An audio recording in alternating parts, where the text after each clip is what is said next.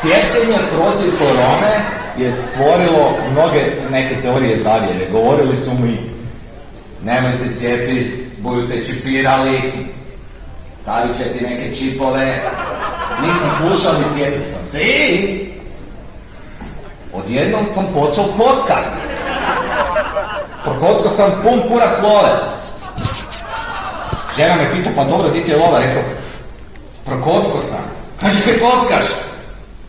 Rekao, pa nemoj si pomoć, čipovi su mi u krvi.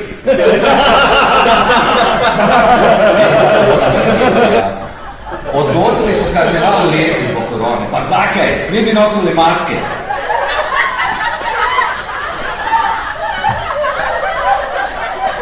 Kad ulaziš u dućan ili u trgovinu, uvijek je pisalo, molimo držati razmak od 2 metra.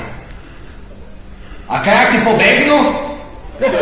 Ulazim u trgovački centar i lovim razmak od 2 metra i idem za frajer. Idem. Frajer u WC, ja u WC. On počne trčat, ja počnem trčat. Vodi u auto izbriše i kaj sad? Bude stožer kazni.